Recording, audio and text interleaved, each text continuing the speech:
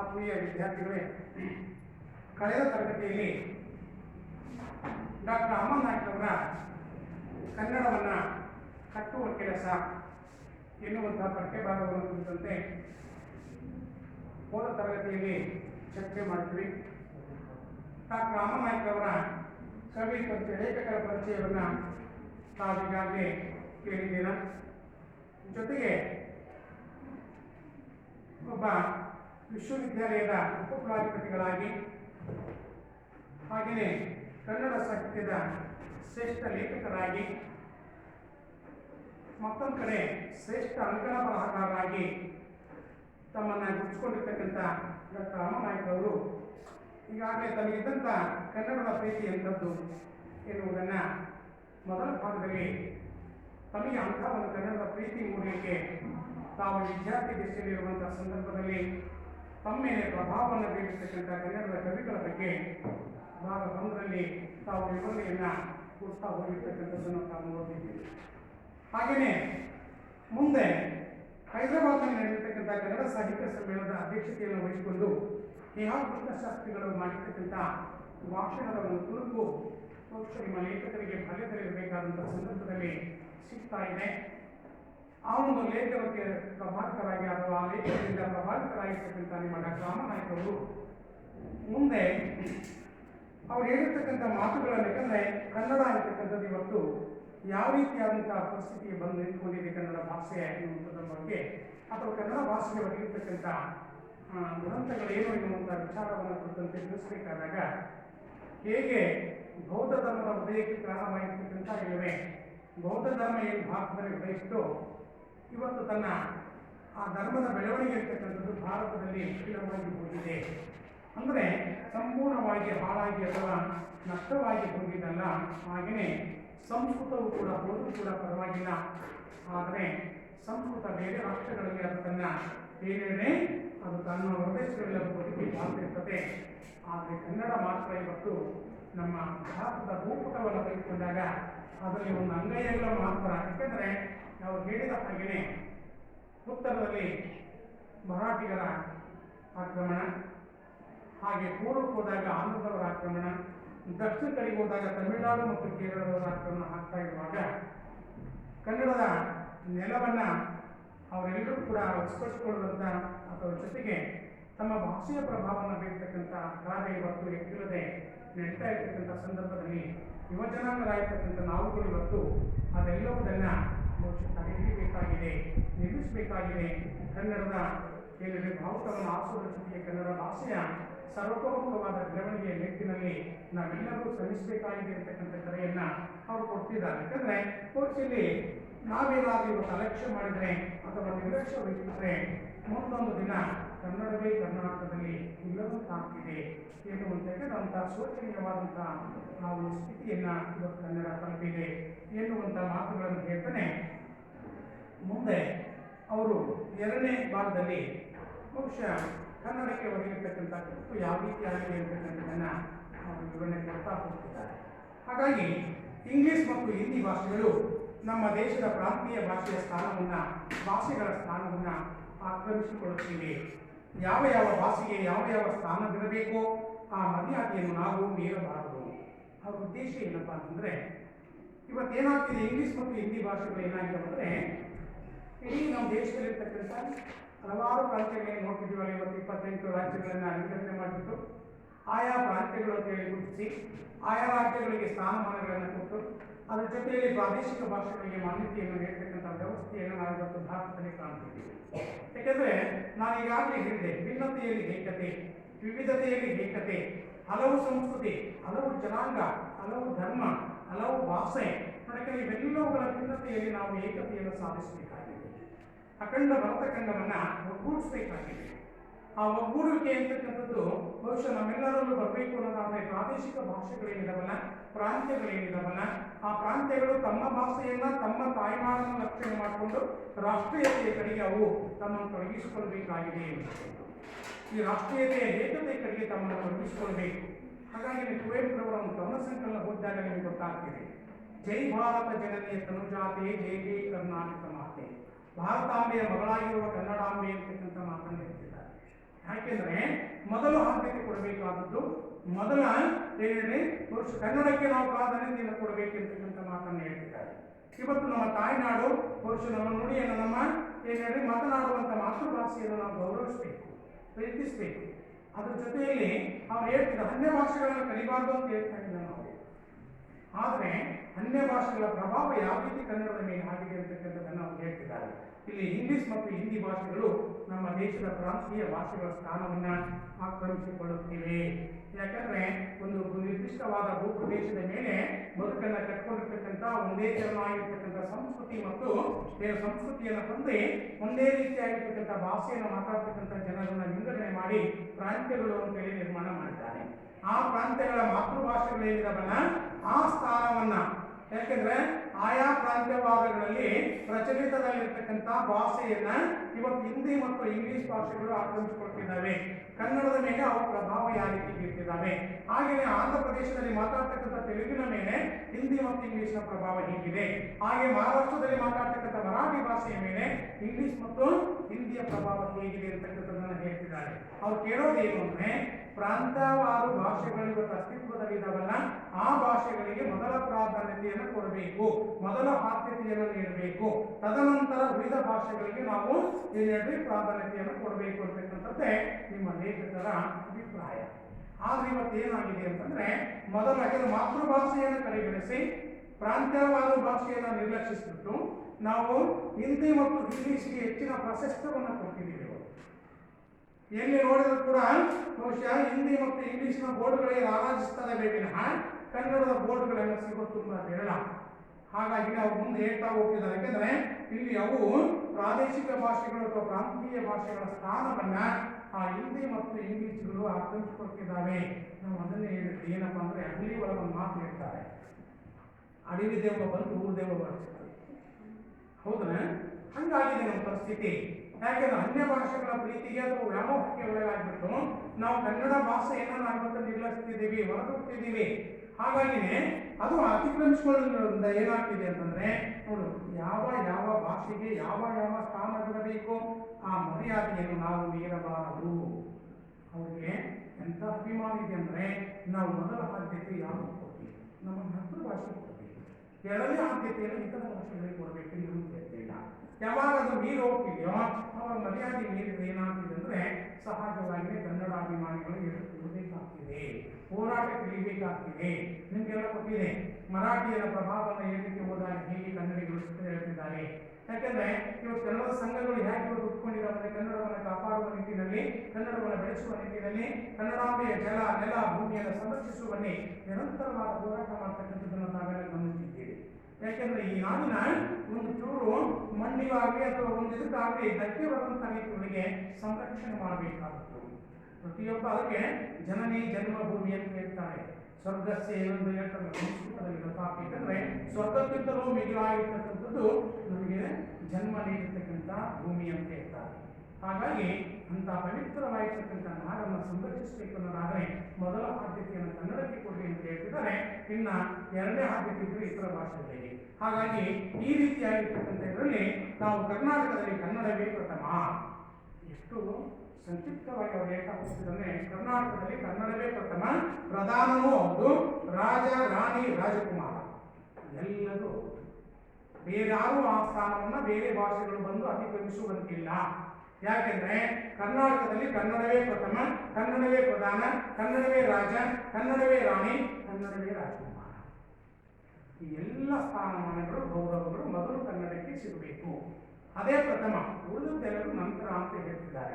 2 ಅಂಕದ ಪ್ರಶ್ನೆಗಳಿಗೆ ಈ ಪ್ರಶ್ನೆಯನ್ನು ಕೇಳ್ತಿರ್ತಾರೆ. ಚೆನ್ನಾಗಿ ನೆನಪಿಟ್ಕೊಳ್ಬೇಕಾದ್ರೆ ಕನ್ನಡವೇ ಪ್ರಥಮ, ಕನ್ನಡವೇ ಪ್ರಧಾನ, ಕನ್ನಡವೇ ರಾಜ, ಕನ್ನಡವೇ ರಾಣಿ, ಕನ್ನಡವೇ ಏನು ರಾಜಕುಮಾರ. ಹೀಗೆ ಎಲ್ಲ ಪ್ರಾತಿನಿಧ್ಯವನ್ನ ಮೊದಲು ನಾವು ಕನ್ನಡಕ್ಕೆ ಕೊಡಬೇಕು. ಮಿಕ್ಕ ಯಾವ ಭಾಷೆಯಾದರೂ ಇಲ್ಲಿ ಸೇವಕರ ಸ್ಥಾನದಲ್ಲಿರಬೇಕು. ಚೆನ್ನಾಗಿ ಗಮನಿಸ್ರಿ. ಉಳಿದ ಭಾಷೆಗಳು ಯಾಕಿರಬೇಕು ಅಂತಂದ್ರೆ, ಎಲ್ಲಾ ರಂಗಗಳಲ್ಲೂ ಅದು ಅತಿಕ್ರಮಿಸಿಕೊಳ್ಳುವಂತಿಲ್ಲ. ಎಲ್ಲಾ ಇಲಾಖೆಗಳಲ್ಲೂ ಎಲ್ಲಾ ಕಡೆಗಳಲ್ಲೂ ಕೂಡ ಕನ್ನಡವೇ ರಾರಾಜಿಸಬೇಕು. ನಂತರದ ಸ್ಥಾನ ಇದೆಯಲ್ಲ, ಅದು ಯಾರೋ ಸೇವಕನಂತಿರಬೇಕು.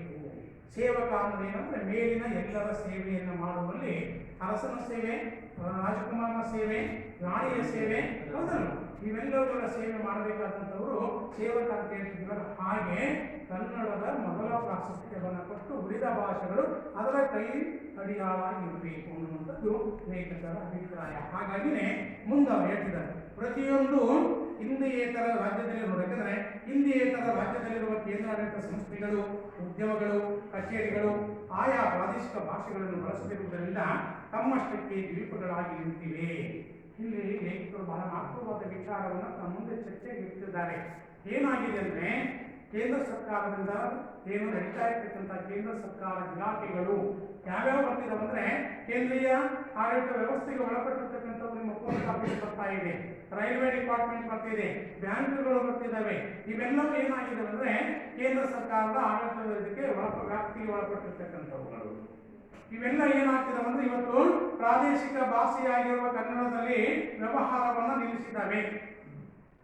ಯಾವುದೇ ಪೋಸ್ಟ್ ಆಫೀಸ್ನಲ್ಲಿ ಹೋದ್ರೆ ಕನ್ನಡ ಮಾತಾಡ್ತಕ್ಕಂಥವರು ಇಲ್ಲ, ಕನ್ನಡವನ್ನು ತುಂಬತಕ್ಕಂಥ ಅರ್ಜಿ ಫಾರ್ಮ್ಗಳು ಇಲ್ಲ, ಹಾಗೆ ಬ್ಯಾಂಕ್ಗಳಲ್ಲಿ ಹೋದ್ರೆ ಕನ್ನಡ ಮಾತಾಡ್ತಕ್ಕಂಥವ್ರು ಇಲ್ಲ. ಹಾಗೆ ನೀವು ರೈಲ್ವೆ ಇಲಾಖೆಗಳಲ್ಲಿ ಕೇಂದ್ರ ಸರ್ಕಾರದಿಂದ ನಡೆಯುವ ಇಲಾಖೆಗಳಲ್ಲಿ ಇವತ್ತು ಪ್ರಾದೇಶಿಕ ಭಾಷೆಯಾಗಿರುವ ಕನ್ನಡವನ್ನು ನಿರ್ಲಕ್ಷಿಸಿದ್ದಾರೆ. ಕನ್ನಡ ಭಾಷೆಗೆ ಯಾವ ಸ್ಥಾನಮಾನಗಳನ್ನು ಕೊಟ್ಟಿಲ್ಲ. ಅವರೇನಿದ್ರು ಕೂಡ ಹಿಂದಿ ಮತ್ತು ಇಂಗ್ಲಿಷ್ನಲ್ಲಿ ವ್ಯವಹರಿಸ್ತಾ ಇದ್ದಾರೆ. ಹಾಗಾಗಿ ಅವು ಏನಾಗಿದೆ, ದ್ವೀಪಗಳು. ದ್ವೀಪ ಅನ್ನುವ ಅರ್ಥ ಯಾಕೆ ಕೊಟ್ಟಿದ್ದಾರೆ ಅಂದ್ರೆ, ಪರಿಚಿತವಿಲ್ಲದ, ನಮಗೆ ಪರಿಚಯ ಇಲ್ಲ. ನಾವು ಬ್ಯಾಂಕಿಗೆ ಹೋಗ್ತೀವಿ, ಯಾವುದೋ ಒಂದು ಫಾರ್ಮೆಟ್ ಅನ್ನು ತುಂಬಲಿಕ್ಕೆ ಕೈಯೊಳಗೆ ಇಟ್ಕೊಂಡಾಗ ಏನಾಗ್ತಿದೆ ಅಂದ್ರೆ ದಿಕ್ಕ ಬಕ್ಕ ನೋಡ್ತೀವಿ. ನಾವು ಮಾತಾಡಬೇಕಾದಾಗ ಅವನ ಜೊತೆಯಲ್ಲಿ ಬಹುಶಃ ಮಾತಾಡಬೇಕಾದಾಗ ಏನಾಗ್ತದೆ, ಅವ್ನು ಹಿಂದಿನೋ ಇಂಗ್ಲಿಷ್ ಮಾತಾಡ್ತಾರೆ, ಕನ್ನಡದಲ್ಲಿ ಮಾತಾಡ್ತೀವಿ, ಒಬ್ಬರಿಗೊಬ್ಬರಿಗೆ ಸಂಪರ್ಕವೇ ಏರ್ಪಡೋದಿಲ್ಲ. ಹೀಗಾದಾಗ ಏನಾಗ್ತಿದೆ ಅಂದ್ರೆ ಅಪರಿಚಿತರಾಗ್ತಿದ್ದೀವಿ. ಅದಕ್ಕೆ ದ್ವೀಪ ರಾಷ್ಟ್ರಗಳು ಪ್ರಾಂತೀಯ ಭಾಷೆಯೊಳಗೆ ನಮ್ಮ ಪ್ರಾದೇಶಿಕ ಭಾಷೆಯಾದ ಕನ್ನಡದಲ್ಲಿ ಆ ಇಲಾಖೆಗಳು ವ್ಯವಹರಿಸಿದರೆ ಈ ಸಮಸ್ಯೆಗಳು ನಮಗೆ ಬರ್ತಿರಲಿಲ್ಲ. ಅವು ಹಿಂದಿ ಮತ್ತು ಇಂಗ್ಲಿಷ್ನಲ್ಲಿ ವ್ಯವಹರಿಸ್ತಿರೋದ್ರಿಂದಲೇ ಸಾಕಷ್ಟು ತೊಂದರೆಗಳನ್ನ ನಾವು ಅನುಭವಿಸಬೇಕಾಗಿದೆ. ಹಾಗಾಗಿ ಏನಾಗಿದೆ ಅಂದ್ರೆ ಕಮ್ಯುನಿಕೇಶನ್ ಗ್ಯಾಪ್, ಪರಸ್ಪರರ ಮಧ್ಯದಲ್ಲಿ ಸಂಪರ್ಕ ಕಡಿತ ಆಗ್ತಿದೆ. ಆ ಕಡಿತ ಆಗ್ತಿರೋದ್ರಿಂದ ಏನಾಗ್ತಿದೆ ಅಂದ್ರೆ ಅಲ್ಲಿ ಅವು ದ್ವೀಪ ರಾಷ್ಟ್ರಗಳಾದ ರೀತಿಯೊಳಗೆ ನಮ್ಗೆ ಕಾಣ್ತಿದ್ದಾವೆ. ಏನಾದರೂ ಹೋಗ್ಬೇಕು ಪೋಸ್ಟ್ ಆಫೀಸ್ಗೆ ಅಂದ್ರೆ ಅವನ ಕನ್ನಡ ಮಾತಾಡಕ್ಕೆ ಬರೋದಿಲ್ಲ, ನನಗೆ ಇಂಗ್ಲಿಷ್ ಬರಲ್ಲ, ಹಿಂದಿ ಬರಲ್ಲ, ಅವನ ಹತ್ರ ಹಿಂಗೆ ಮಾತಾಡಬೇಕು. ಕಮ್ಯುನಿಕೇಶನ್ ಗ್ಯಾಪ್, ಅದಕ್ಕೆ ವಿಷಯದ ವಿನಿಮಯ ಹಾಕೊಳ್ಳಿಕ್ಕೆ ತೊಂದರೆಯನ್ನು ಅನುಭವಿಸ್ತಿದ್ದೀವಿ. ಹಾಗಾಗಿ ನಿಮ್ಮ ಲೇಖಕರ ಅಭಿಮತ ಏನು ಅಂತಂದ್ರೆ, ಈ ರೀತಿಯಾಗಿ ಕೇಂದ್ರ ಸರ್ಕಾರದಿಂದ ನಡೆಸತಕ್ಕಂಥ ಕೇಂದ್ರ ಸರ್ಕಾರದ ಅಧೀನದಲ್ಲಿರುವ ಇಲಾಖೆಗಳಿದಾವಲ್ಲ, ಆಯಾ ಇಲಾಖೆಗಳು ಏನ್ ಮಾಡ್ಬೇಕಂದ್ರೆ ಪ್ರಾದೇಶಿಕ ಭಾಷೆಯನ್ನ ತಮ್ಮ ಆಡಳಿತದಲ್ಲಿ ರೂಪಿಸಿಕೊಳ್ಳಬೇಕು. ಗೊತ್ತಾಯ್ತಾ? ತಮಿಳುನಾಡಿನಲ್ಲಿ ತಮಿಳು ಭಾಷೆಯಲ್ಲಿ ಮಾಡ್ರಿ, ಆಂಧ್ರದಲ್ಲಿ ಆಂಧ್ರ ತೆಲುಗು ಭಾಷೆಯಲ್ಲಿ ಮಾಡ್ರಿ, ಮಹಾರಾಷ್ಟ್ರದಲ್ಲಿ ಮರಾಠಿ ಭಾಷೆಯಲ್ಲಿ ಆ ಇಲಾಖೆಗಳನ್ನು ನಡೆಸ್ರಿ, ಕರ್ನಾಟಕದಲ್ಲಿ ಕನ್ನಡದಲ್ಲಿ ವ್ಯವಸ್ಥೆ ಅಂತಕ್ಕಂಥದ್ದನ್ನು ಕೇಳ್ತಿದ್ದಾರೆ ಅಷ್ಟೇ. ಇದನ್ನು ಚೆನ್ನಾಗಿ ತಿಳ್ಕೊಡ್ರಿ. ಯಾಕೆಂದ್ರೆ ಪ್ರಾದೇಶಿಕ ಭಾಷೆ ಎನ್ನುವುದು ಆಯಾ ಪ್ರಾಂತ್ಯ ಭಾಷೆ, ಅದು ರಾಷ್ಟ್ರೀಯ ಭಾಷೆ ಅಲ್ಲ, ಪ್ರಾಂತ್ಯ ಭಾಷೆ. ಅದು ನಮ್ಮ ಕನ್ನಡದ ಭಾಷೆ, ಪ್ರಾಂತ್ಯ ಭಾಷೆ ಯಾವುದಂದ್ರೆ ಕನ್ನಡ. ಹಾಗಾಗಿ ಕನ್ನಡದಲ್ಲಿ ಆ ವ್ಯವಹಾರಗಳು ನಡೀಬೇಕು. ಹೀಗೆ ಕೇಂದ್ರ ಸರ್ಕಾರದಿಂದ ನಡೀತಾ ಇರ್ತಕ್ಕಂಥ ನೋಡಿದ್ರೆ, ಅಲ್ಲಿ ವಿಮಾನದಲ್ಲಿ ಮೊದಲ ಸಲ ಪ್ರಯಾಣ ಮಾಡಲು ಬಂದಿದ್ದ ನನ್ನ ಮಿತ್ರರೊಬ್ಬರು ಬೆಂಗಳೂರು ವಿಮಾನ ನಿಲ್ದಾಣದಲ್ಲಿ ನನ್ನನ್ನು ಕೇಳಿದರು. ತಮ್ಮ ಪ್ರವಾಸದಲ್ಲಿ ಆಗಿರ್ತಕ್ಕಂಥ ಒಂದು ಅನುಭವವನ್ನ ತಮ್ಮ ಮುಂದೆ ತೆರೆದಿಟ್ಟಿದ್ದಾರಷ್ಟೇ. ಒಮ್ಮೆ ಹೀಗೆ ತಮ್ಮ ಸ್ನೇಹಿತರ ಜೊತೆಯಲ್ಲಿ ವಿಮಾನದಲ್ಲಿ ಪ್ರಯಾಣವನ್ನ ಮಾಡ್ತಿದ್ರು.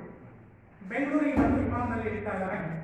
ಇಳಿದಂಥ ಸಂದರ್ಭದಲ್ಲಿ ಏನ್ ನೋಡ್ತಿದ್ದಾರೆ ಅವರು ಅಂತಂದ್ರೆ, ಸ್ನೇಹಿತರು ಕೇಳ್ತಾರೆ ಅವ್ರನ್ನ, ಯಾಕೆಂದ್ರೆ ನೀವು ಕನ್ನಡದವರಲ್ವಾ, ಕರ್ನಾಟಕದವರಲ್ವಾ, ಹಾಗಾದ್ರೆ ಅವ್ರು ಯಾವ ಪ್ರಶ್ನೆಯನ್ನು ಹಾಕ್ತಿದ್ದಾರೆ ಅಂತಂದ್ರೆ, ನೋಡ್ರಿ ಇದೇನು ಸರ್, ನಾವು ಎಲ್ಲಿದ್ದೇವೆ, ಇಲ್ಲಿ ಒಂದು ಕನ್ನಡ ಅಕ್ಷರವೇ ಕಾಣಿಸುವುದಿಲ್ಲವಲ್ಲ. ಸ್ನೇಹಿತರೆ, ಲೇಖಕರಿಗೆ ತಮ್ಮ ಸ್ನೇಹಿತರೊಬ್ಬರು ಕೇಳ್ತಾರೆ, ಸರ್ ನಾವು ಬೆಂಗಳೂರಿಗೆ ಬಂದೀವಿ ಅಂತ ನೀವು ಹೇಳ್ತಿದ್ದೀರಿ, ಸ್ಥಳವನ್ನ ನೋಡಿದ್ರೆ, ಹಾಗಾಗಿ ನಮ್ಗೆ ಕೇಳ್ತಿದ್ದೀರಿ ನೀವು, ನಮಗೆ ಬೆಂಗಳೂರಾಗ ಇದೀವೋ ಅಥವಾ ಇನ್ಯಾವುದೋ ಪಟ್ಟಣದಲ್ಲಿ ಇದೀವೋ ಅನ್ನೋದೇ ನಿಮ್ಗೆ ಗೊತ್ತಾಗ್ತಿಲ್ವಲ್ಲ, ಎಲ್ಲೂ ಒಂದು ಕನ್ನಡದ ಬೋರ್ಡೇ ಕಾಣ್ತಿಲ್ವಲ್ಲ, ಹಾಗಾದ್ರೆ ಕನ್ನಡ ಬೋರ್ಡ್ ಇಲ್ಲ ಅಂತಂದ್ರೆ ಇದು ಕರ್ನಾಟಕವೇನು? ಅವ್ರಿಗೆ ಹೇಳ್ಕೊಳ್ಳಿಕ್ಕೆ ಕೂಡ ಸಾಧ್ಯ ಆಗಲಿಲ್ಲ. ಇದು ಕರ್ನಾಟಕ ಅಂತ ಗುರುತಿಸಲಿಕ್ಕೂ ಕೂಡ ಎಲ್ಲೂ ಒಂದು ಕನ್ನಡ ಬೋರ್ಡ್ ಇಲ್ಲ. ಹಾಗಾಗಿ ಇದು ಕರ್ನಾಟಕವೇನು ಅಂತ ಕೇಳ್ತಿದ್ದಾರೆ. ನಾನೆಂದೇ ಕಾಣಿಸದೆ ಏನು, ಅಯ್ಯೋ ಕಾಣಿಸ್ತಲ್ಲಪ್ಪ, ಕಾಣಿಸ್ತೇನಾಗಿದೆ ನೋಡು ಅಂತ ತೋರಿಸ್ಬಿಟ್ಟು, ಅಲ್ಲಿ ನೋಡಿ ಕಕ್ಕಸಿನ ಮೇಲೆ ಕನ್ನಡದಲ್ಲಿ ಗಂಡಸರು ಹೆಂಗಸರು ಎಂದು ಬರೆದಿದ್ದಾರಲ್ಲ, ಯಾವ ಸ್ಥಿತಿಗೆ ಬಂದು ಭಾಷೆಯೊಂದು ನಿಂತುಕೊಂತು ಅನ್ನೋದನ್ನ ಲೇಖಕರು ಅತ್ಯಂತ ಏನು ದುಃಖದಿಂದ ಹೇಳ್ತಕ್ಕಂಥ ಸಂಗತಿ ಇದು. ನಾವು ಕನ್ನಡ ಭಾಷೆಯ ಬರವಣಿಗೆಯನ್ನು ನೋಡಬೇಕಾದಂಥ ಧೈರ್ಯತೆ ಎಲ್ಲಿ ಬಂದಿದೆ ಅಂದ್ರೆ, ಎಲ್ಲೋ ಒಂದು ಕಕ್ಕಸರು ಮೇಲೆ ಸಂಡಾಸ ಹೋಗ್ಬೇಕಂತ ರೂಮಿನ ಮೇಲೆ ಗಂಡಸರು ಹೆಂಗಸರು ಅಂತ ಬರೆದಾರಲ್ಲ, ಅದನ್ನು ತೋರಿಸುವ ಅನಿವಾರ್ಯತೆ ಕರ್ನಾಟಕದಲ್ಲಿ ಕನ್ನಡಕ್ಕೆ ಬಂದಿದೆ ಅಂತಕ್ಕಂಥ ಪ್ರಶ್ನೆಯನ್ನು ನೀವು ಮುಂದಿಡ್ತಿದ್ದಾರೆ. ಯಾಕೆಂದ್ರೆ ಎಲ್ಲ ಮಾಲುಗಳಲ್ಲಿ ಇಲ್ಲ ಅಂಗಡಿಗಳ ಬಹುಶಃ ಮೇಲ್ಚಾವಣಿಗಳಲ್ಲಿ ರಾರಾಜಿಸಬೇಕಾದ ಕನ್ನಡದ ಏನಿದೆ ಬೋರ್ಡ್ಗಳು ಗೊತ್ತಿಲ್ಲ. ಕನ್ನಡ ಹುಡುಕಿದ್ರು ಸಿಗ್ತಾ ಇಲ್ಲ ಬೆಂಗಳೂರು ಅಂತ ದೊಡ್ಡ ನಗರದಲ್ಲಿ. ಆಗ ಸ್ನೇಹಿತರು ಕೇಳಿದ ಪ್ರಶ್ನೆಗೆ ಮರು ಉತ್ತರವನ್ನು ಕೊಟ್ಟಿದ್ದಾರೆ ಅವರು. ಯಾಕೆಂದ್ರೆ ಅಯ್ಯೋ ಕನ್ನಡಕ್ಕೆ ಅಂತ ದುಸ್ಥಿತಿ ಬಂದಿದೆ, ಯಾಕೆ ಇಲ್ಲ ಅಂತ ಹೇಳ್ತಿದ್ಯಾ, ನೋಡಲಿ ಕಕ್ಕಸರು ಮೇಲೆ ಬರ್ದಾರಲ್ಲ, ಒಂದು ಗಂಡಸರು ಒಂದು ಹೆಂಗಸರು ಅಂತೇಳಿ ಅದನ್ನು ನೋಡ್ರಿ ಅಂತೇಳಿ ಅವರು ತೋರಿಸಿದಾಗ ಇದು ಕೇಂದ್ರ ಸರ್ಕಾರ ಕನ್ನಡಕ್ಕೆ ತೋರಿಸುವ ಮರ್ಯಾದೆ, ಇದು ನಮ್ಮ ಕೇಂದ್ರ ಸರ್ಕಾರ ತೋರಿಸ್ತಕ್ಕಂಥ ಮರ್ಯಾದೆ, ಗೌರವ, ಎಂಥ ಗೌರವವನ್ನು ಕೊಟ್ಟಿದೆ ಅಂತ ಅನ್ನೋದಕ್ಕೆ ಅದು ಒಂದು ನಿದರ್ಶನ. ಹಾಗಾಗಿನೇ ಮುಂದೆ ಬೆಂಗಳೂರು ವಿಮಾನ ನಿಲ್ದಾಣದಲ್ಲಿ ಕನ್ನಡದಲ್ಲಿ ಸೂಚನೆಗಳಿಲ್ಲದಿದ್ದರೆ ಇನ್ನು ಯಾವ ಕಡೆ ಇರುವುದು ಸಾಧ್ಯ? ಯಾಕಂದರೆ ಕರ್ನಾಟಕದ ರಾಜಧಾನಿ ಆಗಿರ್ತಕ್ಕಂಥ ಬೆಂಗಳೂರಿನಲ್ಲಿ ಅದರಲ್ಲೂ ವಿಮಾನ ನಿಲ್ದಾಣದಲ್ಲಿ ಹತ್ತುವಂಥವರಿಗೆ ಹೋಗು ಬರುವಂಥವರಿಗೆ ಪ್ರಯಾಣಿಕರಿಗೆ ಕನ್ನಡದಲ್ಲಿ ಸೂಚನೆಗಳನ್ನು ಕೊಡಲಿಲ್ಲ ಅಂತಂದರೆ, ಕನ್ನಡದ ಬೋರ್ಡುಗಳು ಇರಲಿಲ್ಲ ಅಂತಂದರೆ ಬಹುಶಃ ಏನಂತ ಭಾವಿಸ್ಕೋಬೇಕು, ಕರ್ನಾಟಕದ ಭಾವಿಸ್ಕೋಬೇಕು, ಇಲ್ಲ ಹನ್ನೆರಡು ಯಾವುದಾದ್ರೂ ರಾಜ್ಯದ ರಾಜಧಾನಿ ಅಂತ ತಿಳ್ಕೋಬೇಕು ಅನ್ನುವಂಥ ಮಾತನ್ನು ಹೇಳ್ತಾನೆ. ಇನ್ನು ಯಾವ ಕಡೆ ಇರುವುದು ಸಾಧ್ಯ? ವಿಮಾನ ನಿಲ್ದಾಣದ ಎಲ್ಲ ಪ್ರಕಟಣೆಗಳು ಪ್ರಾದೇಶಿಕ ಭಾಷೆಗಳಲ್ಲಿರುವುದು ಅಗತ್ಯ. ಅವರು ಸಲಹೆಯನ್ನು ಕೊಟ್ಟಿದ್ದಾರೆ, ಚೆನ್ನಾಗಿ ನೋಡ್ಕೊಂಡ್ರೆ. ಒಂದು ಕನ್ನಡಕ್ಕೆ ಒದಗಿರುವ ದುಸ್ಥಿತಿ, ಇನ್ನೊಂದು ಕನ್ನಡವನ್ನು ಕಟ್ಟುವಲ್ಲಿ ಕನ್ನಡವನ್ನು ಬೆಳೆಸುವಲ್ಲಿ ತೆಗೆದುಕೊಳ್ಳಬೇಕಾದ ನಿರ್ಧಾರಗಳು ಏನು ಅನ್ನುವಂಥ ಒಂದು ಬಹುಶಃ ಸಲಹೆಯನ್ನು ಕೊಟ್ಟಿದ್ದಾರೆ ಒಂದು ಕಡೆ. ಇನ್ನೊಂದು ಕಡೆ ಕನ್ನಡದ ಸ್ಥಿತಿಗತಿಗಳನ್ನು ವಿವರಿಸ್ತಾ ಇದ್ದಾರೆ. ಹಾಗಾಗಿನೇ ಇಲ್ಲಿ ಪ್ರಾದೇಶಿಕ ಭಾಷೆ ಅಂತ ಅವರು ಏನು ಬಳಸ್ತಿದ್ದಾರಲ್ಲ, ಸಹಜವಾಗಿಯೇ ಬೆಂಗಳೂರಿನಂಥ ವಿಮಾನ ನಿಲ್ದಾಣದಲ್ಲಿ ಕನ್ನಡದಲ್ಲಿ ಸೂಚನೆಗಳಿದ್ದರೆ ಇನ್ನು ಯಾವ ಕಡೆ ಇರೋದಕ್ಕೆ ಸಾಧ್ಯತೆ ಇದೆ? ಬೇರೆಯವರು ಯಾಕೆ ಕನ್ನಡವನ್ನು ಮಾತಾಡಕ್ಕೆ ಹೋಗ್ತಾರೆ? ಮಹಾರಾಷ್ಟ್ರದಲ್ಲಿರ್ತಕ್ಕಂಥ ಮುಂಬೈಗೆ ಹೋಗ್ಬಿಟ್ಟು ನೀವೇನಾದ್ರೂ ಕನ್ನಡ ಕೇಳ್ತಾರೆ, ಅವರು ಕನ್ನಡದಲ್ಲಿ ಪ್ರಕಟಣೆ ಮಾಡಪ್ಪ, ಯಾಕೆ ಮಾಡಬಾರ್ದು ವಿಮಾನ ನಿಲ್ದಾಣದಲ್ಲಿ ಅಂತ ಕೇಳಿ ಕಪಾಳ ಹೊಡಿತಾರೆ. ಹೋಗೋ ನಿಮ್ಮ ಬೆಂಗಳೂರಲ್ಲೋ ಇಲ್ಲ ನಿಮಗಿರ್ತಕ್ಕಂಥ ಯಾವುದೋ ರಾಜಧಾನಿನೋ ಇಲ್ಲ ದೊಡ್ಡ ನಗರ ಇದೆಯೋ ಹೇಳ್ಕೋ ಅಂತ ಹೇಳ್ತಾರೆ. ಅದಕ್ಕೆ ಕರ್ನಾಟಕದಲ್ಲಿ ಎಲ್ಲಿ ಕನ್ನಡವನ್ನು ಮಾತಾಡಬೇಕಾಗಿತ್ತೋ, ಎಲ್ಲಿ ಕನ್ನಡ ಭಾಷೆಯನ್ನು ಬಳಸಿ ಪ್ರಕಟಣೆಗಳನ್ನು ನೀಡಬೇಕಾಗಿತ್ತೋ ಆ ಸ್ಥಳದಲ್ಲಿ ಕನ್ನಡವೇ ಇಲ್ಲ ಅನ್ನೋದಾದರೆ ಮತ್ತೆ ಎಲ್ಲಿರಲಿಕ್ಕೆ ಸಾಧ್ಯತೆ ಇದೆ. ಹಾಗಾದರೆ ಬೇರೆ ಯಾರಾದರೂ ಕನ್ನಡವನ್ನು ಒಪ್ಕೊಳ್ಳಿಕ್ಕೆ ಸಾಧ್ಯವಿದೆಯಾ? ಯಾಕೆಂದರೆ ಹಾಗಾಗಿ ಮುಂದೆ ಅವರು ಹೇಳ್ತಾ ಹೋಗ್ತಿದ್ದಾರೆ ಏನಂದ್ರೆ, ವಿಮಾನ ನಿಲ್ದಾಣದ ಎಲ್ಲ ಪ್ರಕಟಣೆಗಳು ಪ್ರಾದೇಶಿಕ ಭಾಷೆಗಳಲ್ಲಿರುವುದು ಅಗತ್ಯ. ಇಂಗ್ಲಿಷ್ ಇದೆ, ಯಾಕಂದರೆ ಇಂಗ್ಲಿಷ್ ಹಿಂದಿ ಬಾರದವರು ನಿಲ್ದಾಣಗಳಿಂದ ಹೊರಡುವ ಮತ್ತು ಅಲ್ಲಿಗೆ ಬರುವ ವಿಮಾನಗಳ ಬಗೆಗಿನ ಪ್ರಕಟಣೆಗಳು ಕನ್ನಡದಲ್ಲಿರಬೇಕು. ಯಾಕೆ ಹೇಳ್ತಿದ್ದಾರೆ ಅಂದರೆ, ಕರ್ನಾಟಕದಲ್ಲಿ ಅಲ್ಲಿ ವಿಮಾನ ನಿಲ್ದಾಣದಲ್ಲಿ ಏನಿರಬೇಕಂದ್ರೆ ಪ್ರಕಟಣೆ ಮಾಡುವಂಥ ಎಲ್ಲ ವಿಷಯವೂ ಕನ್ನಡದಲ್ಲಿರಬೇಕು. ಅಲ್ಲಿ ಇರುವಂಥ ಬೋರ್ಡ್ಗಳು ಬರಹಗಳೆಲ್ಲವೂ ಕೂಡ ಕನ್ನಡದಲ್ಲಿ ಇರಬೇಕು. ಕನ್ನಡದಲ್ಲಿದ್ದಾಗ ಮಾತನಾಡಿದರೆ ಇಂಗ್ಲಿಷ್ ಹಿಂದಿ ಬಾರದವರು ಈ ದೇಶದಲ್ಲಿ ವಿಮಾನ ಪ್ರಯಾಣ ಮಾಡಬಾರದೆ ಮತ್ತೊಂದು ಪ್ರಶ್ನೆ ಹೇಳ್ತಿದ್ದಾರೆ. ಹಾಗಾದರೆ ಬರೀ ಹಿಂದಿ ಇಂಗ್ಲೀಷ್ನಲ್ಲೇ ಬೋರ್ಡ್ಗಳು ಹಾಕುವಂತ ಹೋಗ್ಬಿಟ್ರೆ ಇಂಗ್ಲೀಷ್ ಹಿಂದಿ ಬರದೇ ಇರ್ತಕ್ಕಂಥವ್ರು ನಮ್ಮಂತಾರೆ ಏನು ಮಾಡಬೇಕು? ಹಾಗಾದ್ರೆ ನಾವು ವಿದೇಶಿ ಪ್ರಯಾಣ ಮಾಡಬಾರ್ದ? ಬೇರೆ ರಾಷ್ಟ್ರಕ್ಕೆ ನಾವು ಪ್ರವಾಸ ಹೋಗಬಾರ್ದ? ವಿಮಾನವನ್ನು ಹತ್ತೋದು ಈಗ ಹಂಗಾದ್ರೆ ಬರೀ ಹಿಂದಿ ಇಂಗ್ಲೀಷ್ ಬೋರ್ಡ್ಗಳು ರಾರಾಜಿಸ್ತಾ ಇದ್ರೆ ನನಗೆ ಗೊತ್ತಿಲ್ಲದೆ ಇದ್ದಾಗ ನಾವು ಪ್ರಯಾಣ ಮಾಡಬಾರ್ದೇನು? ಯಾಕೆ ಇವು ಕನ್ನಡದಲ್ಲಿ ಇರಬಾರ್ದು? ಕರ್ನಾಟಕದಲ್ಲಿ ಇವೆಲ್ಲವೂ ಕೂಡ ವಿಮಾನ ನಿಲ್ದಾಣಕ್ಕೆ ಬಂದು ಹೋಗ್ತಿದ್ದವರ ಮೇಲೆ ಒಳಗಡೆ ಯಾಕೆ ಕನ್ನಡದಲ್ಲಿ ಬೋರ್ಡ್ಗಳನ್ನು ಹಾಕಬಾರ್ದು ಎನ್ನುವ ಪ್ರಶ್ನೆಯನ್ನು ನಾವು ಕೇಳ್ತಾನೆ. ಮುಂದೆ ಬೆಂಗಳೂರು, ಮಂಗಳೂರು, ಬೆಳಗಾವಿ ವಿಮಾನ ನಿಲ್ದಾಣಗಳಿಂದ ಹೊರಡುವ ಮತ್ತು ಅಲ್ಲಿಗೆ ಬರುವ ವಿಮಾನಗಳೊಳಗಿನ ಪ್ರಕಟಣೆಗಳು ಕನ್ನಡದಲ್ಲಿರಬೇಕು. ಯಾಕೆಂದರೆ ದೊಡ್ಡ ದೊಡ್ಡ ಪಟ್ಟಣಗಳು, ಜಿಲ್ಲಾ ಇವುಗಳಲ್ಲಿ ಇವತ್ತೇನು ನಿಮಗೆ ವಿಮಾನ ನಿಲ್ದಾಣಗಳನ್ನು ತೆರೆದಿದ್ದೀವೋ ಅಥವಾ ಅವಕಾಶವನ್ನು ಕಲ್ಪಿಸಿಕೊಟ್ಟಿದ್ದೀವಲ್ಲ, ಬೆಂಗಳೂರು ವಿಮಾನ ನಿಲ್ದಾಣ, ಬೆಳಗಾವಿ ವಿಮಾನ ನಿಲ್ದಾಣ, ಮಂಗಳೂರು ವಿಮಾನ ನಿಲ್ದಾಣ, ಇವತ್ತೆಲ್ಲ ಬೇಕಾದಷ್ಟು ಬಳ್ಳಾರಿ ವಿಮಾನ ನಿಲ್ದಾಣ, ಎಲ್ಲ ಕಡೆಯೂ ಕೂಡ ಜಿಲ್ಲಾಕ್ಕೊಂದರಂತೆ ವಿಮಾನ ನಿಲ್ದಾಣಗಳಾಗಿದ್ದಾವೆ. ಹಾಗಾಗಿ ಆ ವಿಮಾನ ನಿಲ್ದಾಣಗಳಿಗೆ ಬಂದು ಹೋಗ್ತಕ್ಕಂಥ ಈ ವಿಮಾನ ನಿಲ್ದಾಣಗಳಿಗೆ ಯಾಕೆ ಕನ್ನಡ ಭಾಷೆಯಲ್ಲಿ ಏನೇನೇ ಬಹುಶಃ ಪ್ರಕಟಣೆಗಳನ್ನು ಮಾಡಬಾರದು? ಇದೇನು ಬಹು ಖರ್ಚಿನ ಭಾರಿ ದೊಡ್ಡ ಕೆಲಸವಲ್ಲ. ಅದಕ್ಕೆ ಲಕ್ಷಾಂತರ ರೂಪಾಯಿ ಬೇಕಾಗತ್ತೇನು? ಯಾರೋ ಒಬ್ಬ ಕನ್ನಡ ಭಾಷೆಯನ್ನು ಚೆನ್ನಾಗಿ ಬಲ್ಲಂಥವರಾಗಿರ್ತಕ್ಕಂಥವರು ಕೂಡ ಭವಿಷ್ಯ ಬೋರ್ಡ್ಗಳನ್ನು ಬರೆಸ್ಬಿಟ್ರೆ ಮುಗಿದೋಯ್ತು. ಇಲ್ಲ ಅಲ್ಲಿರ್ತಕ್ಕಂಥ ಮೈಕ್ನಲ್ಲಿ ಅನೌನ್ಸ್ ಮಾಡಬೇಕಾದಾಗ ಕನ್ನಡ ಭಾಷೆಯನ್ನು ಕಲಿತಂಥವ್ರ ಜೊತೆಗೆ ಭವಿಷ್ಯ ಮಾತಾಡಿಸಿ ಸಾಕು. ಈಗ ಸಮಯ 11 ಗಂಟೆಗೆ ಮುಂಬೈಯಿಂದ ಬೆಂಗಳೂರಿಗೆ ಬರೋ ವಿಮಾನವು ಈಗ ತಾನೇ ಬಹುಶಃ ಟೇಕಪ್ ಆಗ್ತಿದೆ, ಒಂದು ವಿಮಾನ ನಿಲ್ದಾಣವನ್ನು ತಲುಪುತ್ತಿದೆ, ಪ್ರಯಾಣಿಕರು ಗಮನಿಸಬೇಕು. ಇತ್ತೀಚೆಗೆ ಬಂದಿದ್ದಲ್ಲ ಗೊತ್ತಾಯ್ತಾ? ಇತ್ತೀಚಿನ ದಿನಗಳಲ್ಲಿ ರೈಲ್ವೆ ಸ್ಟೇಷನ್ನಲ್ಲಿ, ವಿಮಾನ ನಿಲ್ದಾಣಗಳಲ್ಲಿ ಕನ್ನಡದಲ್ಲಿ ಪ್ರಕಟಣೆಗಳನ್ನು ಮಾಡ್ತಕ್ಕಂಥ ವ್ಯವಸ್ಥೆಯನ್ನು ಸರ್ಕಾರ ಇವತ್ತು ಬಹುಶಃ ಕಡ್ಡಾಯವಾಗಿ ಮಾಡಿದೆ. ಹಾಗಿರಲಿಲ್ಲ, ಬರೀ ಹಿಂದಿ ಮತ್ತು ಇಂಗ್ಲಿಷ್ನಲ್ಲಿ ಪ್ರಕಟಣೆಗಳಾಗ್ತಿದ್ವು. ಹಾಗಾಗಿ ಕನ್ನಡ ಮಾತಾಡ್ತಕ್ಕಂಥವ್ರು ಹಿಂದಿ ಇಂಗ್ಲಿಷ್ ಬರೆದಂಥವ್ರು ಯಾಕೆ ಪ್ರಯಾಣ ಮಾಡಬೇಕು, ಯಾಕೆ ಪ್ರವಾಸ ಮಾಡಬೇಕು? ಹಾಗಾದ್ರೆ ಇದನ್ನು ಮಾಡಲಿಕ್ಕೆ ದೊಡ್ಡ ಕೆಲಸ ಇದೆಯಾ, ಇಲ್ಲ ದೊಡ್ಡ ಹಣ ಖರ್ಚಾಗ್ತಿದೆಯಾ? ಏನೂ ಇಲ್ಲ. ಕನ್ನಡ ಬರುವಂಥವರಿಂದ ಯಾರೋ ಒಬ್ಬರಿಂದ ಪ್ರಕಟಣೆಯನ್ನು ಮಾಡಿಸ್ಬಿಟ್ರೆ ಮುಗಿದೋಯ್ತು. ಅದಕ್ಕೆ ಯಾಕೆ ಇಷ್ಟು? ಅಂದರೆ ಮಾಡಿಸುವಷ್ಟು ಕೂಡ ಜವಾಬ್ದಾರಿತನ ನಮಗಿಲ್ಲ. ಭಾಷೆಯ ಬಗ್ಗೆ ಇರುವ ನಿರ್ಲಕ್ಷ್ಯತನ ಅಂತ ಹೇಳ್ತಿದ್ದಾರೆ. ಹಾಗಾಗಿನೇ ಎಲ್ಲ ನೋಡಿ, ಖರ್ಚಿನ ಭಾರಿ ದೊಡ್ಡ ಕೆಲಸವಲ್ಲ. ಬಹು ಭಾಷೆಗಳ ಈ ರಾಷ್ಟ್ರದಲ್ಲಿ ನಾವು ಒಡೆಯದೆ ಬಾಳಬೇಕಾದರೆ ಎಲ್ಲ ಭಾಷೆಗಳ ಸಮಾನ ಬಳಕೆ, ಎಲ್ಲ ಭಾಷೆಗಳಲ್ಲಿ ಸಮಾನ ಗೌರವ ಅತ್ಯಗತ್ಯ. ಇಂಥ ಒಂದು ಅದ್ಭುತವಾದ ಮಾತನ್ನು ಹೇಳ್ತಿದ್ದಾರೆ ಅಂದರೆ, ಬಹು ಭಾಷೆಗಳಿಂದ ಕೂಡಿದ, ಬಹು ಪ್ರಾಂತ್ಯಗಳಿಂದ ಕೂಡಿದ ಭಾರತದಂತಹ ಬೃಹತ್ ರಾಷ್ಟ್ರದಲ್ಲಿ ಏಕತೆಯಿಂದ ಎಲ್ಲರೂ ಸಹಬಾಳ್ವೆಯನ್ನು ಸಹೋದರರಂತೆ ಬದುಕಬೇಕು ಅನ್ನೋದಾದರೆ ಎಲ್ಲ ಪ್ರಾಂತೀಯ ಭಾಷೆಗಳಿಗೂ ಸಮಾನವಾದಂತಹ ಸ್ಥಾನಮಾನಗಳನ್ನು ಕೇಂದ್ರ ಸರ್ಕಾರ ಕಲ್ಪಿಸಿಕೊಡುವ ಅಗತ್ಯತೆ ಇದೆ. ಇದನ್ನು ಚೆನ್ನಾಗಿ ನಾನು ಯಾಕೆಂದರೆ ಸ್ವಲ್ಪ ಅರ್ಥ ಆಗೋದು ನಿಮಗೆ ಬೇಗ. ಯಾಕೆಂದರೆ ತಾರತಮ್ಯದ ಧೋರಣೆಯನ್ನು ಅನುಸರಿಸಿದರೆ, ಮಲತಾಯಿ ಧೋರಣೆಯನ್ನು ಬಹುಶಃ ಅಲ್ಲಿ ಪ್ರಶ್ನೆ ಮಾಡಿದರೆ ಮಲತಾಯಿ ಧೋರಣೆಯನ್ನು ಅನುಸರಿಸಿದರೆ ಪ್ರಾಂತೀಯ ಭಾಷೆಗಳಿಗೆ ಗುರುತು ಬಂದುಬಿಡುತ್ತಾಗಿದೆ. ಹಾಗಾಗಿನೇ ಒಂದು ದೇಶ ಉಳಿಬೇಕು, ದೇಶದ ಅಖಂಡತೆ ಇರಬೇಕು, ನಾವೆಲ್ಲರೂ ಒಂದು ಅಂತಕ್ಕಂಥ ಭಾವನೆ ಬರಬೇಕು ಅಂತಂದರೆ ಆಯಾ ಪ್ರಾಂತ್ಯಗಳಲ್ಲಿ ಆಯಾ ಪ್ರಾಂತ್ಯವಾದ ಭಾಷೆಗಳಿಗೆ ನಾವು ಮಹತ್ವವನ್ನು ಕೊಡಬೇಕು. ಹಾಗಾಗಿ ಮಹತ್ವವನ್ನು ಕೊಟ್ಟಾಗ ಮಾತ್ರ ದೇಶದಲ್ಲಿ ಏಕತೆಯನ್ನು ಸಾಧಿಸಲಿಕ್ಕೆ ಸಾಧ್ಯತೆ ಇದೆ. ಇಲ್ಲ ಅಂದರೆ ಕಷ್ಟವಾಗ್ತಿದೆ. ಯಾಕಂದರೆ ನಮ್ಮ ಕನ್ನಡ ಭಾಷೆಗಳಿಗೆ ಪ್ರಾಧಾನ್ಯತೆ ಕೊಡಲಿಲ್ಲ ಅಂದರೆ ನಾವೇನು ಮಾಡ್ತೀವಿ, ಜಗಳ ಶುರು ಮಾಡ್ತೀವಿ, ಹೋರಾಟಕ್ಕೆ ನಿಲ್ತೀವಿ, ನಮಗೆ ಅಖಂಡತೆಯ ಬಗ್ಗೆ ಪರಿಕಲ್ಪನೆ ಬರೋದಿಲ್ಲ, ಏಕತೆಯ ಬಗ್ಗೆ ನಮಗೆ ಪರಿಕಲ್ಪನೆ ಹುಟ್ಟೋದಿಲ್ಲ. ಆಗ ಅಖಂಡ ಭಾರತಖಂಡದ ಹೆಸರು ಹೇಳಲಿಕ್ಕೆ ನಮಗೆ ಬರೋದಿಲ್ಲ, ಏಕತೆಯನ್ನು ಗಟ್ಟಿಗೊಳಿಸಲಿಕ್ಕೆ ಆಗೋದಿಲ್ಲ. ಹಾಗಾಗಿನೇ ಅವರು ಪ್ರಾಂತೀಯ ಭಾಷೆಗಳನ್ನು ಹೇಳ್ತಿದ್ದಾರೆ. ಆಯಾ ಭಾಷೆಗಳ ಎಲ್ಲ ಭಾಷೆಗಳಲ್ಲೂ ಕೂಡ ಸಮಾನವಾದ ಗೌರವವನ್ನು ಕೊಡಬೇಕಂತ ಹೇಳ್ತಿದ್ದಾರೆ. ಹೀಗೆ ಕೊಡ್ತಾನೆ ಕೇಂದ್ರ ಸರ್ಕಾರದ ಕಚೇರಿ ಯಾವ ರಾಜ್ಯದಲ್ಲಿರ್ತದೋ ಆ ರಾಜ್ಯದ ಭಾಷೆಯನ್ನು ಅದು ಅಲ್ಲಿನ ಜನರೊಂದಿಗೆ ಮತ್ತು ಸರ್ಕಾರದೊಂದಿಗೆ ಬಳಸಬೇಕು. ಇದನ್ನು ಚೆನ್ನಾಗಿ ಗಮನಿಸಿ. ಯಾವ್ಯಾವ ಪ್ರಾಂತ್ಯಗಳಲ್ಲಿ, ಯಾವ್ಯಾವ ರಾಜ್ಯಗಳಲ್ಲಿ ಕೇಂದ್ರ ಸರ್ಕಾರದ ಅಧೀನದಲ್ಲಿ ನಡೆಯುವ ಇಲಾಖೆಗಳಿದ್ದಾವೋ ಆಯಾ ಇಲಾಖೆಗಳು ಮೊದಲು ಏನು ಮಾಡಬೇಕು ಅಂತಂದರೆ ಆಯಾ ಪ್ರಾಂತೀಯ ಭಾಷೆಯನ್ನು ಬಳಸುವಂತೆ ಆದೇಶವನ್ನು ಕೊಡಬೇಕು. ಕರ್ನಾಟಕದಲ್ಲಿರುವ ಕೇಂದ್ರ ಸರ್ಕಾರದ ಎಲ್ಲ ಇಲಾಖೆಗಳಿಗೆ, ಎಲ್ಲ ಆಫೀಸ್ಗಳಿಗೆ ಏನು ಮಾಡಬೇಕೆಂದ್ರೆ ನಿರ್ದೇಶನವನ್ನು ಕೊಡಬೇಕು. ನೋಡಪ್ಪ, ನಮ್ಮದು ರಾಷ್ಟ್ರ ಭಾಷೆ ಹಿಂದಿ ಮತ್ತು ಇಂಗ್ಲೀಷ್ ಆಗಿದ್ದರೂ ಕೂಡ ನೀವು ವ್ಯವಹರಿಸಬೇಕಾಗಿರೋದು ಕನ್ನಡದಲ್ಲಿ, ನೀವಿರೋದು ಕರ್ನಾಟಕದಲ್ಲಿ, ನಿಮ್ಮ ಇಲಾಖೆ ಇರೋದು ಕರ್ನಾಟಕದಲ್ಲಿ. ಹಾಗಾಗಿ ನಿಮ್ಮ ಜೊತೆಯಲ್ಲಿ ಸಂಪರ್ಕ ಮಾಡೋದು, ಕಮ್ಯುನಿಕೇಶನ್ ಮಾಡೋದು ಅಥವಾ ವ್ಯವಹಾರ ಮಾಡೋದು ಯಾರನ್ನು ಕನ್ನಡದವರು. ಹಾಗಾಗಿ ನೀವು ಕಡ್ಡಾಯವಾಗಿ ಕನ್ನಡವನ್ನು ಕಲಿಬೇಕು.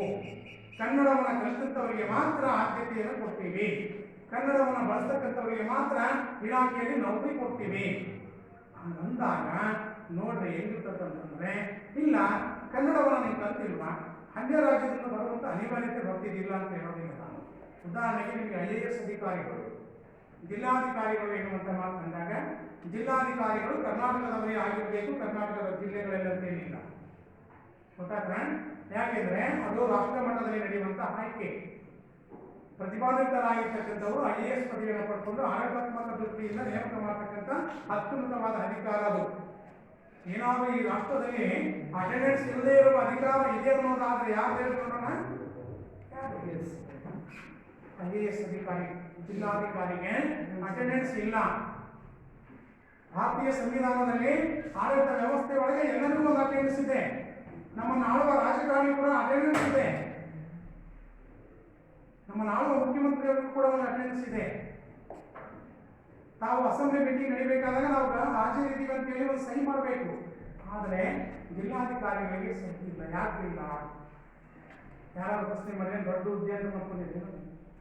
24x7 ಅವ್ರ ಕೆಲಸ 24 ತಾಸು. ನಮ್ಮಂಗೆ 6 ತಾಸು 8 ತಾಸು 12 ತಾಸು ನಿಗದಿಯಾದಂಥದ್ದಲ್ಲ.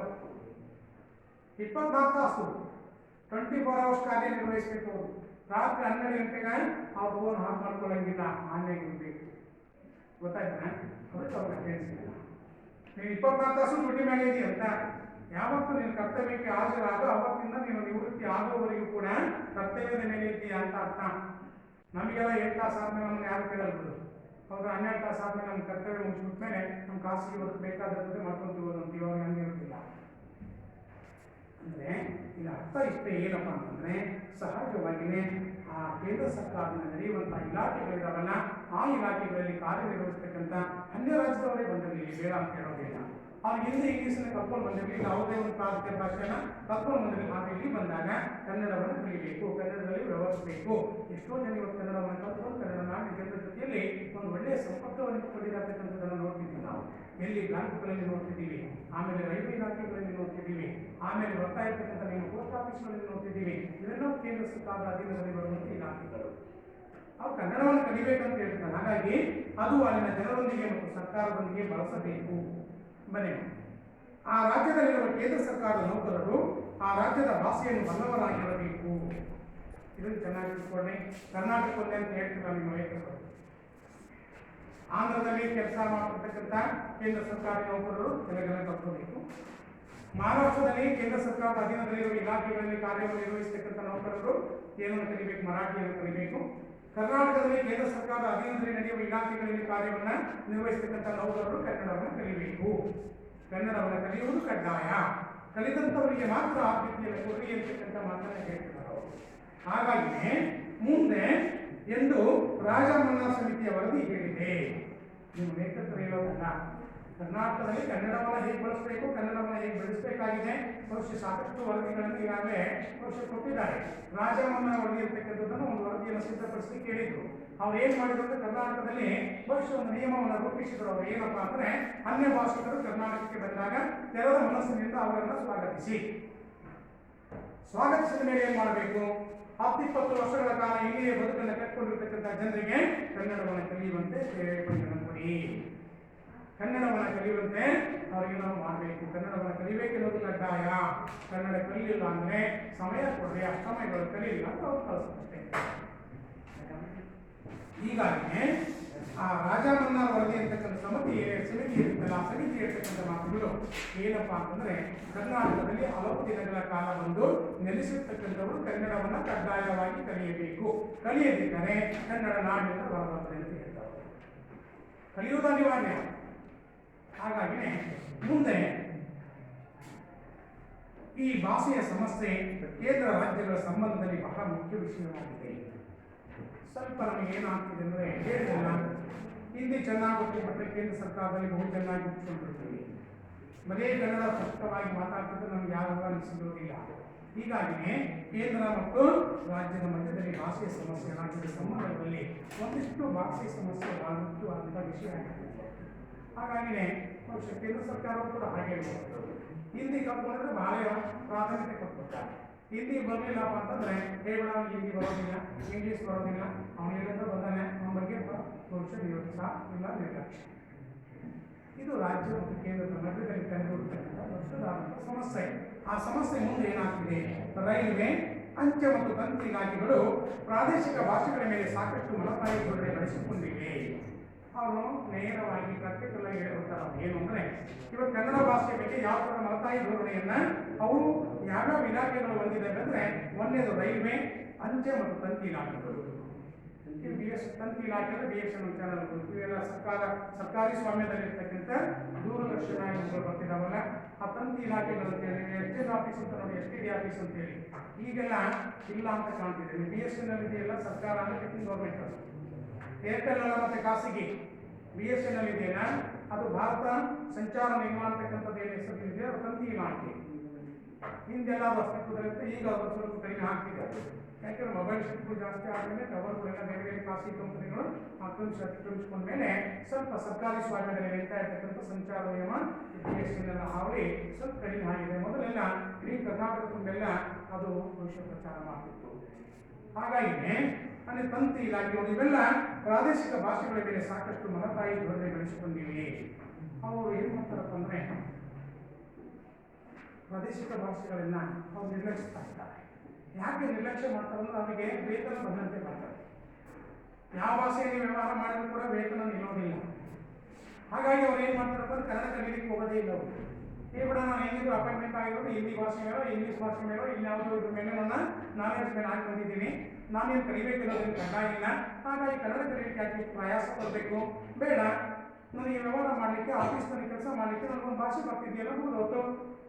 ಈ ಇಲಾಖೆಗಳಲ್ಲಿ ಕಾರ್ಯನಿರ್ವಹಿಸ್ತಕ್ಕಂಥವ್ರು ಏನು ಮಾಡ್ತಿದ್ದಾರೆ ಅಂದರೆ ಪ್ರಾದೇಶಿಕ ಭಾಷೆಗಳ ಮೇಲೆ ಮಲತಾಯಿ ಧೋರಣೆಯನ್ನು ಹೊಂದಿದ್ದಾರೆ. ಕನ್ನಡದವರು ಹೋದರೆ ನೋಡುವ ದೃಷ್ಟಿಕೋನ ಭಿನ್ನವಾಗಿರ್ತದೆ. ಅಂಚೆ ಇಲಾಖೆ ಹೋದ್ರಿ ಕನ್ನಡ ಮಾತಾಡ್ತಕ್ಕಂಥವ್ರನ್ನ ಏನು ಮಾಡ್ತಾರಪ್ಪ ಅಂದರೆ ಒಂದು ಮನೆ ದುರ್ಬಟ್ಟು ನೋಡ್ತಾರೆ, ಇಲ್ಲ ಅಂದ್ರೆ ನಿರ್ಲಕ್ಷ್ಯ ವಹಿಸ್ತಾರೆ. ಅವ್ರು ಏನು ಕೇಳಿದ್ರು ಅದಕ್ಕೆ ರೆಸ್ಪಾನ್ಸೇ ಮಾಡೋದಿಲ್ಲ. ನೀವೆಲ್ಲ ನೋಡ್ಬೇಕಲ್ಲಿ ಹೋದಾಗ ಅನಾಥ ಪ್ರಜ್ಞೆ ನಮಗೆ ಕಾಡಾಗತ್ತ. ಏನಪ್ಪ ನೀವು ಭಾಷೆ ಬರೋದಕ್ಕೋಸ್ಕರ ನನಗೆ ಇವ್ರು ಕೂಡ ವ್ಯವಹಾರ ಮಾಡೋಕ್ಕಾಗ್ತಿಲ್ವಲ್ಲ, ಅದೇ ಅವನು ಅಲ್ಲಿ ಮಾಡ್ತಕ್ಕಂಥ ನೌಕರಿ ಮಾಡ್ತಕ್ಕಂಥವನು ಏನಪ್ಪ ಇಂಥ ಯಾರೋ ಬಂದೆ ಬಾರಪ್ಪ ಏನು ಕೆಲಸ ಏನು ಮಾಡಬೇಕಾಗಿತ್ತು, ನಮ್ಮ ಇಲಾಖೆಯಿಂದ ಏನಾದ್ರು ಕೆಲಸ ಇದೆಯಾ, ಹಿಂಗೆ ಕೇಳಿದಾಗ ಎಷ್ಟು ಖುಷಿ ಆಗ್ತದೆ ಹೇಳಿದ್ರೆ. ನಾನು ಭಾಷೆ ಗೊತ್ತಿಲ್ಲ ಅಂದರೆ, ಕಮ್ಯುನಿಕೇಷನ್ ಇಲ್ಲ ಅಂದರೆ, ವ್ಯವಹಾರ ಇಲ್ಲ ಅಂದರೆ, ನಿನ್ನನ್ನು ಅಪರಿಚಿತನಂತೆ ನೋಡಿಬಿಟ್ರೆ ನಿಮ್ಗೇನಾಗ್ತದೆ? ಇದ್ಯಾವ ಇಲಾಖೆ ಕಣದು, ಯಾವುದೋ ಸೆಂಟ್ರಲ್ ಗೌರ್ಮೆಂಟ್ ಪೋಸ್ಟ್ ಆಫೀಸ್ ಅಂತಿದ್ದು ಯಾರನ್ನು ಹೊರಗೆ ಅಂತಾರೆ. ಹೌದಾ?